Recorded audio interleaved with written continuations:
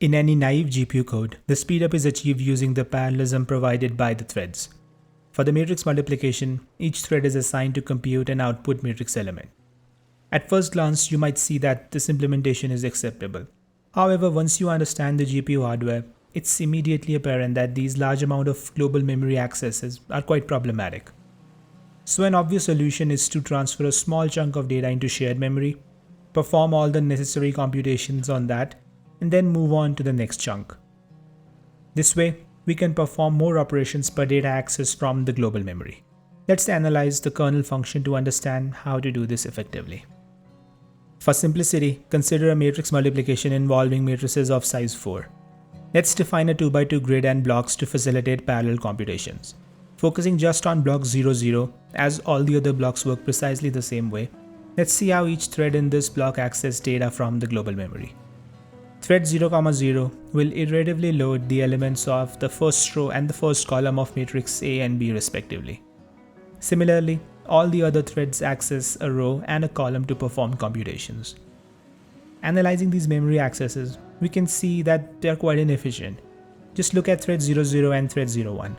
They both access the same element A00 from the global memory.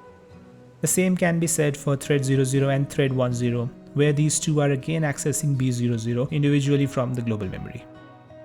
This is happening for almost all the elements. These multiple global memory accesses are costly, so we should modify the algorithm to use the shared memory. Shared memory is an on-chip memory unit closer to the processing units. There is a trade-off between using global memory and shared memory. Global memory is large but slow, and shared memory is fast but small. A thing to remember is that each thread block has its shared memory and is accessible to only the threads in a block. This is different from global memory, which all threads can access. The strategy here is to partition the data into subsets called tiles so that each tile fits into the shared memory. This example has a 2x2 grid with 2x2 thread blocks. Focusing on block 00, let's only look at the data points used to evaluate the elements assigned to this block. It's important to note that matrices A and B are partitioned into 2x2 tiles, which matches the block size. Then, the tiles from matrix A and B are loaded so that each thread moves an element from global to shared memory. Notice the thread to element mapping here. It's pretty straightforward because the block size matches the tile size. Once tiles are loaded, all threads in this block have access to these elements, and a dot product is performed using the elements in the shared memory. Remember that this dot product is partial. We need to load the following tiles and repeat the process. The complete dot product is achieved when all the tiles are finished. Let's again write down the global memory accesses for the program discussed earlier and the one we just covered. A significant change in matrix multiplication using shared memory is that the total number of load operations is halved. It is also important to note that all this is possible only because the threads in a block can access the same shared memory. There are three main steps to coding tiled matrix multiplication. Firstly, divide the data into tiles. Then these tiles are loaded from global to shared memory. And finally, the dot product is performed with elements in the shared memory. The first few lines in this kernel function are almost the same as before. The only difference is that I'm defining a few local variables to improve readability. While writing this function, let's look at a random thread. As a quick recap, I and j are the global indices of the elements of C that this thread would be working on, and ty, tx are the local indices of the thread in the block. I've written those down here just to keep things clear. Let's allocate the shared memory before splitting the data into smaller tiles. Now, while loading the tiles, here's how the indices of elements A and B are defined. For matrix A, the row index of the element that this thread loads is same as the global index I, and the column index depends on the tile number and the local thread index tx. Let's run through the two cases here. When it's tile 0, the column index is same as tx, and for tile 1, the column index is tile width added to tx. You can check this for all other threads and it will work. As the matrices are stored in a row major layout, the linearized index is written by multiplying the matrix width n by the row index and adding the column index. Similarly, for the tile of matrix B, the row index is decided using the tile number and the thread row index ty, and the column index is the same as the global column index j.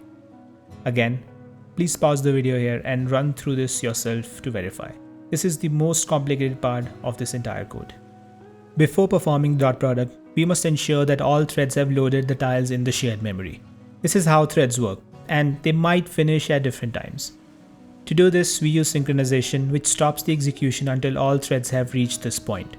After synchronization, performing dot product is very simple. And the only thing we need to take care of is, in this case as well, to just perform synchronization and ensure that all threads have completed their execution before we move on to load the next set of tiles.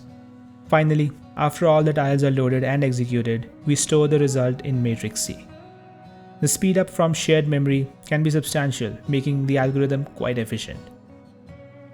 So far, in all my GPU computing videos, I've restricted everything to square matrices, and in this video, another assumption is that the matrix size is fully divisible by the tile size. Let's now modify our code to eliminate these assumptions and write a general matrix multiplication. Starting with the case when the matrix size is not fully divisible by the tile size, consider a matrix multiplication involving 3x3 matrices. The tile size is still 2. One problem in this case would arise during phase 1 of computing the block 00, when the threads will attempt to load elements A02, A12, and B20, B21. With this much analysis, you might think the problem only occurs during the last phase of calculations. However, this is not true. When computing block 01, we can also see the invalid memory accesses during phase 0. Another thought might occur to exclude the threads outside the bounds of matrix C. This is also untrue, as the thread 01 in block 11 is not computing any C element, but will load A01 during phase 0. The only solution for this problem is to individually check and validate every element of A and B during the load into the shared memory, and then perform another check when storing the results back in matrix C. This can be done relatively quickly in code. We must first check the indices of matrices A and B while loading. Remember that if a thread does not load a value into shared memory, then that spot in shared memory must be set to 0 to avoid corruption of the final results. Lastly, we check again while putting the results in matrix C. Accommodating rectangular matrices is an easy modification. The kernel function will accept 3 integers representing the dimensions of the 3 matrices. First, we replace n in the loop where tiles are generated with n2, as it's the common dimension between the matrices A and B and decides which element goes in which tiles. Then we check whether A's rows and column indices are less than n1 and n2 respectively. A similar thing is done for B, where we check that the row and column indices are less than n2 and n3 respectively. Lastly, we check the indices for matrix C. Now that we have the code for general matrix multiplication up and running, the speed up even for rectangular matrices can be quite significant. I've provided the link for the code repository in the description so that you can try it out yourself. In the next video, I want to study tensor cores and then see if we can perform these operations on tensor cores instead of using the general purpose CUDA cores.